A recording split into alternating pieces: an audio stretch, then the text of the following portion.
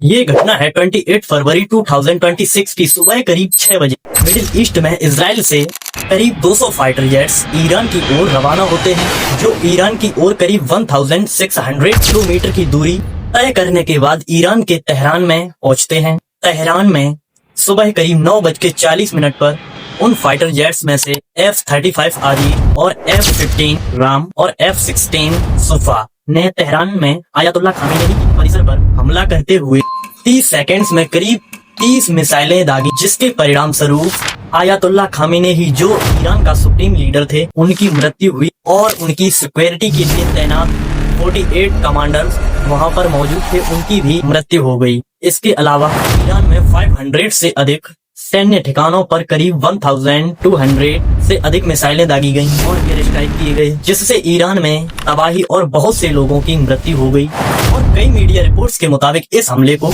रॉरिंग lion और operation epic fury जैसे code name दिए गए। इन ऑपरेशंस को चलाने में मुख्य भूमिका अमेरिका की थी, जो इजरायली वायुसेना के बोइंग 707 रिफ्यूलिंग विमान और अमेरिकी KC-46 टैंकरों ने भी उड़ान भरी थी, ताकि विमानों को हवा में ही ईंधन दिया जा सके। अब सबसे शोकपूर्ण चुनौती ईरान के सामने थी, क्योंकि खामेनेई की तो मृत्यु हो चुकी थी। अब इनके बाद ईरान में खामेनेई के पुत्र मुजतबा खामेनेई को ईरान का नया सुप्रीम लीडर घोषित कर दिया जाता है। इसके साथ ही पूरे ईरान में 40 दिनों के शोक की घोषणा कर दी गई। और इस हमले में केवल खामेनेई ही नहीं, बल्कि राष्ट्रीय सुरक्षा परिषद के सचिव अली लारिजानी सहित इस हमले में मारे गए थे। अब ईरान पलटवार करते हुए हमले के जवाब में इजराइल को उसके तेल अवीव और हाइफा जैसे प्रमुख इजरायली शहरों पर ईरान ने सैकड़ों बैलिस्टिक मिसाइलें और ड्रोन दागे। हालांकि इजराइल ने एरो और डेविड स्लिंग जैसे इजरायली डिफेंस सिस्टम ने इसमें से 50% से अधिक ईरानी मिसाइलों को हवा में ही नष्ट कर दिया। फिर 7 मार्च 2026 को इजराइल ने ईरान के सबसे बड़ी गैस क्षेत्र साउथ पार्स ईरानी तेल डिपो को उड़ा दिया। और 14 मार्च 2026 को इजराइल ने ईरान के खार्ग आइलैंड के तेल डिपो को भी उड़ा दिया, जो दुनिया की सबसे बड़ी गैस फील्ड्स हैं। और इसका परिणाम पूरे विश्व में देखने को मिला कि हमले के तुरंत बाद वैश्विक बाजार में कच्चे तेल की कीमतें $100 प्रति बैरल के पार चली गई थीं।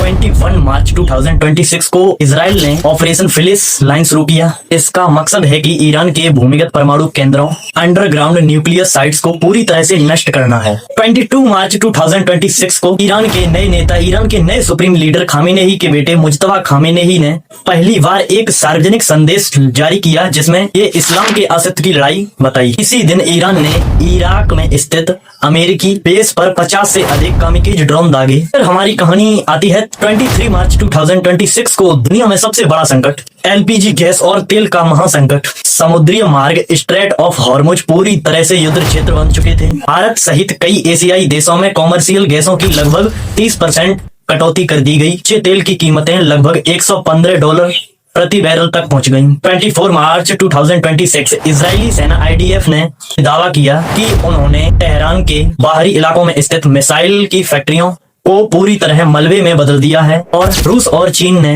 युद्ध सीज फायर यानी युद्ध विराम की मांग की है, लेकिन इजराइल अभी पीछे हटने को तैयार नहीं है। इजराइल की वायुसेना अब ईरान के उन पहाड़ों के अंदर के न्यूक्लियर सेंटर्स को निशाना बना रही है, जिन्हें अभेद माना जाता था। 21 मार्च को शुरू हुए ऑपरेशन फिनिश लाइन में इजराइल के ऐसे बंकर बस्टर बॉम्बों का इस्तेमाल किया गया, जिससे जमीन के अंदर नीचे 100 फीट तक तबाही मचा सकते हैं। इजराइल का साफ कहना है कि जब तक खतरा जड़ से खत्म नहीं होगा, तब तक हम नहीं रुकेंगे। इस समय दुनिया युद्ध की कगार पर नहीं, बल्कि एक डेडिकेट बैलेंस पर खड़ी, यहाँ हर निर्णय शांति और विनाश के बीच की दूरी तय करता है। हो सकता है क्या ये युद्ध अब तीसरे वर्ल्ड वॉर का रूप ले सकता है? क्या ये तीसरा विश्व युद्ध बन सकता है? इसके जवाब तो फिलहाल हमें पता चलेंगे प्रथम विश्व युद्ध और द्वितीय विश्व युद्ध के परिणाम और स्थितियों से। तो हम बात करते हैं 28 जुलाई 1914 को ऑस्ट्रिया हंगरी द्वारा सेविया के विरुद्ध और डेक्लेरेशन एक ऐसी जियोपॉलिटिकल चेन रिएक्शन की शुरुआत थी, इसने पूरे यूरोप को रैपिडली कॉन्फ्लिक्ट में ढकेल दिया। इस समय पर मेजर पावर्स पहले से ही रिजिड अलायंसेस में बंद हो चुके थे, जहां सेंट्रल पावर्स और एलियड पावर्स के बीच स्ट्रेटेजिक मिसट्रस्ट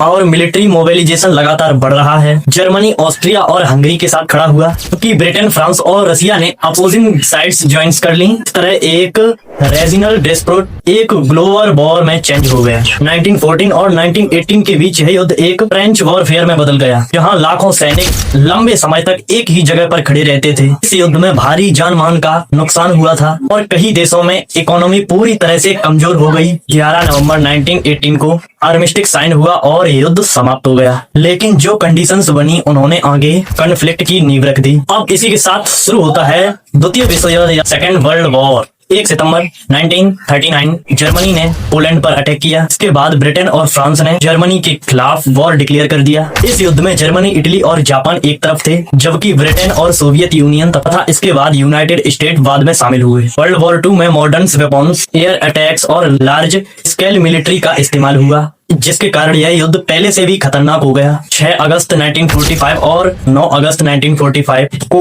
एटॉमिक्स बॉम्ब्स का प्रयोग किया गया, जिसने इस द्वितीय विश्व युद्ध यानी सेकंड वर्ल्ड वॉर को समाप्त करने में, खत्म करने में मुख्य भूमिका निभाई। 2 सितंबर 1945 को यह युद्ध पूरी तरह से समाप्त हो गया, लेकिन इस सेकंड वर्ल्ड वॉर के बाद से यह दुनिया 2 बड़े ब्लॉक्स में बट गई, जिसके कारण कोल्ड वॉर की शुरुआत हुई। अब अगर हम 1914, 1939 और 2026 की अगर तुलना करें तो इसकी स्थितियों में एक महत्वपूर्ण अंतर स्पष्ट दिखाई देता है। पहले के युद्ध अनकंट्रोल्ड एस्केलेशन ग्लोबल वॉर बने, जबकि वर्तमान युद्ध कॉन्फ्लिक्ट कंट्रोल्ड एस्केलेशन के अंतर्गत संचालित हो रहा है। प्रथम विश्व युद्ध हुआ, द्वितीय विश्व युद्ध हुआ, क्या अब इतिहास खुद को तीसरी बार दोहराने जा रहा है या इस बार इंसान समय रहते रुक जाएगा? आपकी क्या राय है? कमेंट बॉक्स में जरूर बताइए। धन्यवाद।